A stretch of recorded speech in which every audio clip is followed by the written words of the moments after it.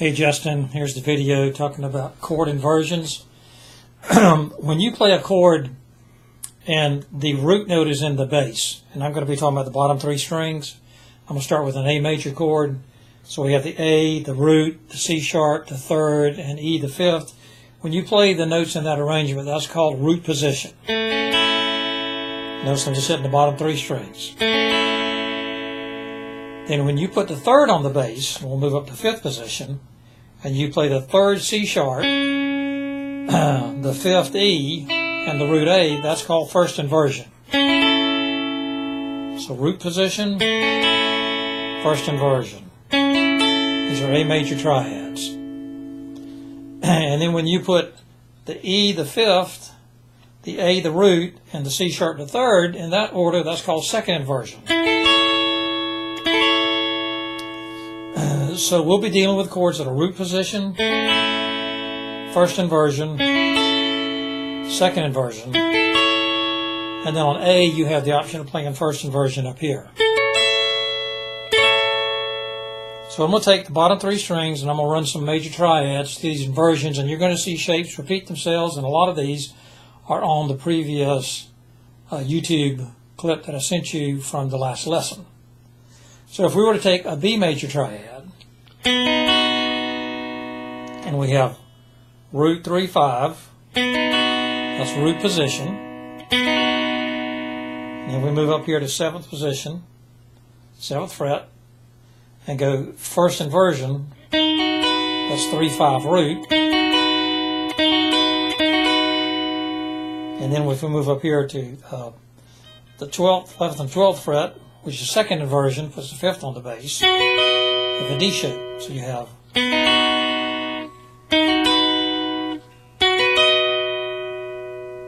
so the most important thing to know about all these is where's the root note at. So on the B, in root position, there's your B. In first inversion, your B is on what they call the top of the chord, the high note. And then your B up here, the B is on the B string. Second inversion with the fifths on the bass.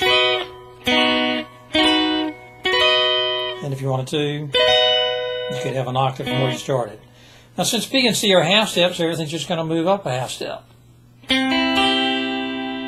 There's your C root, root position. There's your C root, third on the bass, first inversion. And your D shape, second inversion, and there's your C. And I guess if you wanted to, sometimes I won't, of course, chord it like this, but I'll use this to like rake through.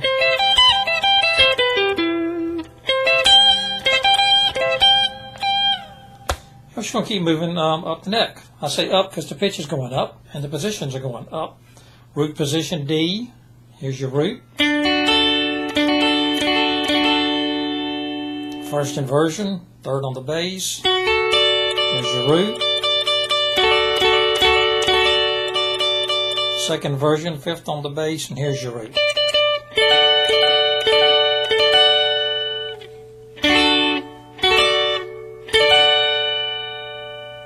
And we keep moving up the neck.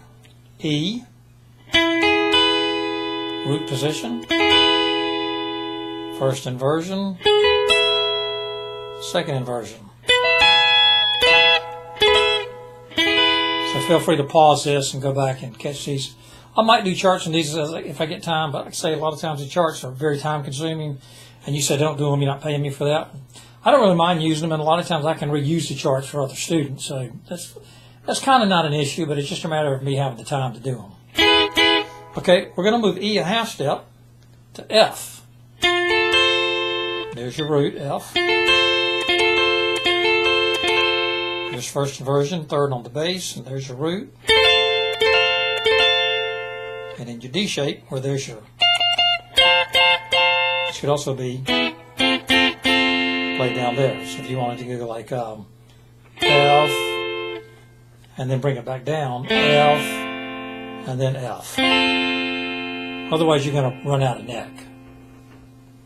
Okay, so G And then you go to first inversion, it's, and then second inversion. So I'm wrapping them back around the neck because we're going to run out of room. So here's G, there's your root, here's G, there's your root, and here's G, and there's your root.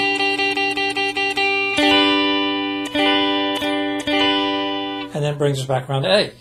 So let's say you want to suspend these chords. So if a chord is written like A sus, they're implying that the fourth is suspended and the third is removed from the chord. So if we go back down to a root position A chord, and this is root 3-5, C sharp's being the third, what you do is put in the fourth D, which will suspend this because it's blocking it. So that'd be an A sus4 or just A sus in root position. So then our A that was in first inversion here, here's the third, we're going to suspend it by blocking it. You could play it like that. It would be an A sus4 or just A sus. And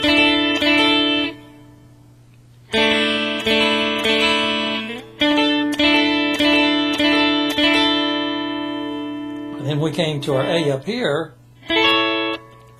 Let's see, A sus. A sus. And then we came to A up here, where here's the third, we're going to suspend it, the C sharp put into D in, and you get. Now I usually keep the third down, because usually you're going to unrelease the suspension. So it'd be like.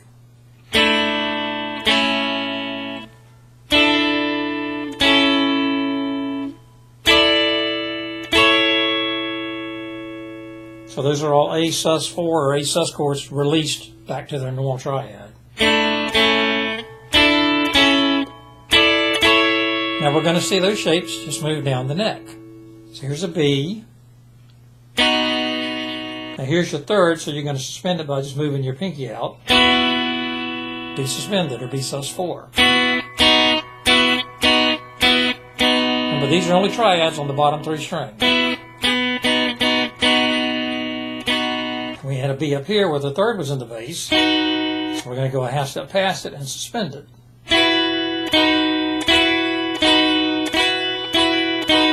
So you have, and then this B, well, here's your root, and here's your third.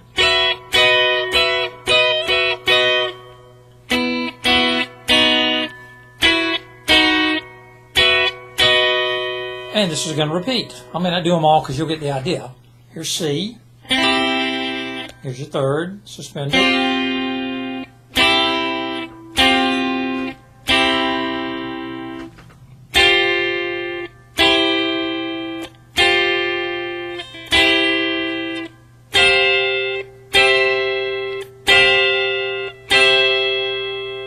Here's your D.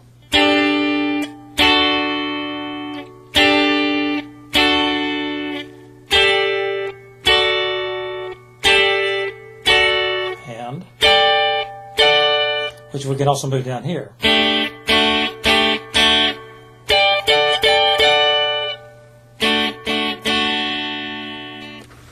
Etc., etc. So now if you wanted to play a sus2, they need to write sus2. And there's a difference between a sus2 and an add 9. And sometimes I just write it as A2. And you're supposed to know that means it's suspended. A lot of loopholes in the way they call out chords and terminology. So if I go back down to A in root position, here's our third. We're going to remove the third and expose the second, the B.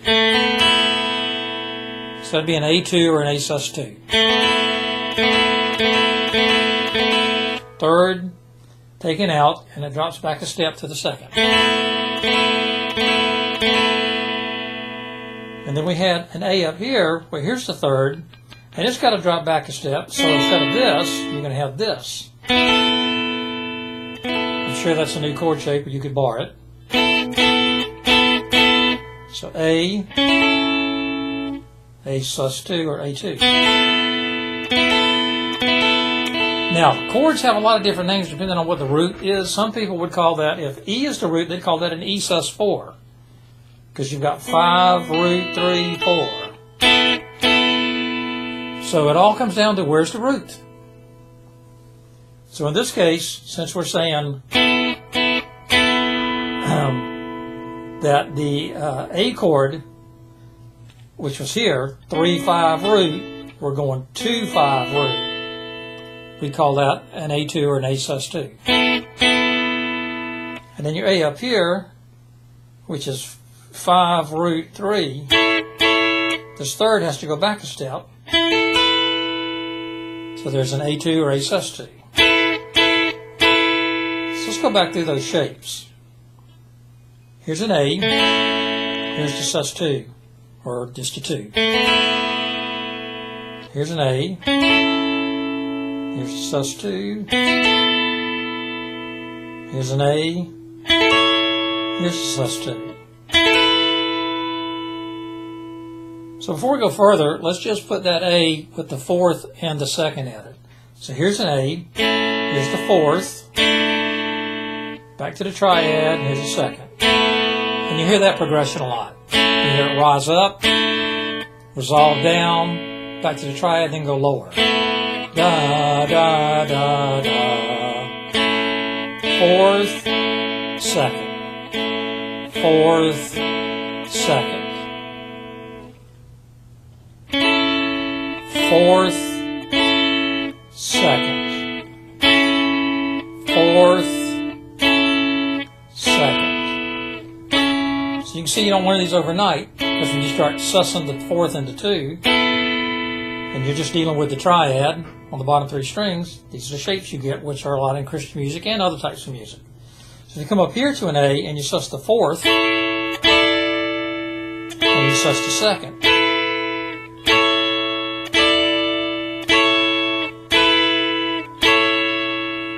So the same thing would happen on a B chord. I'm going to go ahead and combine them.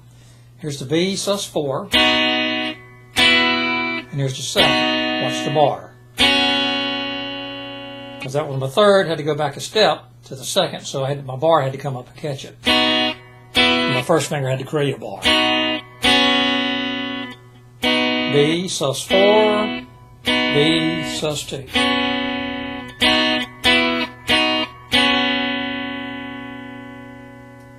Now, I know I'm moving kind of quick, so again, just take these one at a time. Okay, here's a B, sus4, and 2.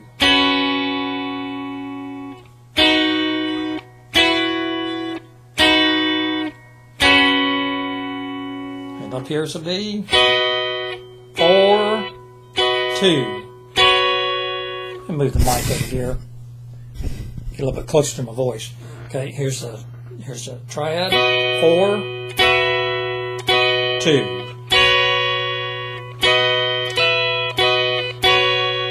So definitely you want to work these shapes up, get used to them, because they're extremely popular. All right, here's the C, here's the fourth, here's the 2. So the shapes are repeating just different frets, different notes.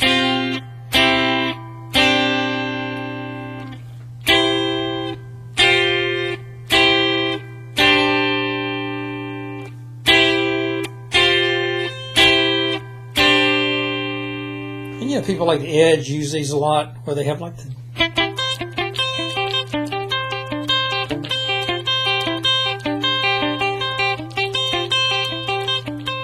Especially like with delay.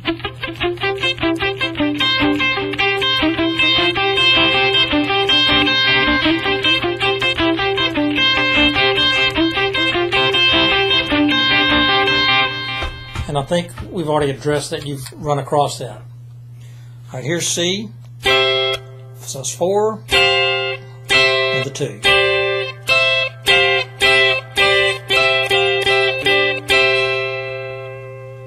Here's your D,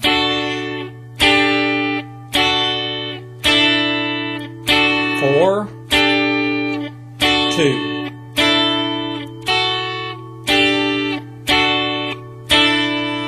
Here's your D, 4, 2.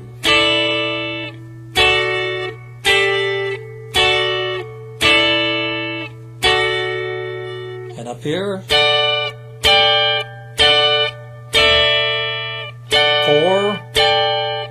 2. Now down here, that transmits to this. How many times you played that in a tune? I've seen that. And it would just follow suit, you know, E.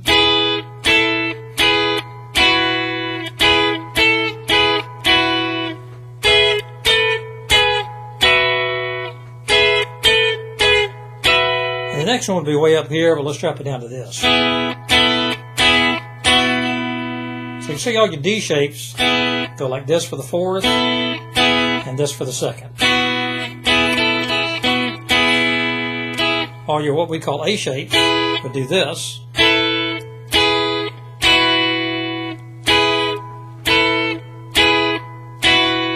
And all your what I would call like a partial F shape, I mean here's F, an F shape, just take that off and you got.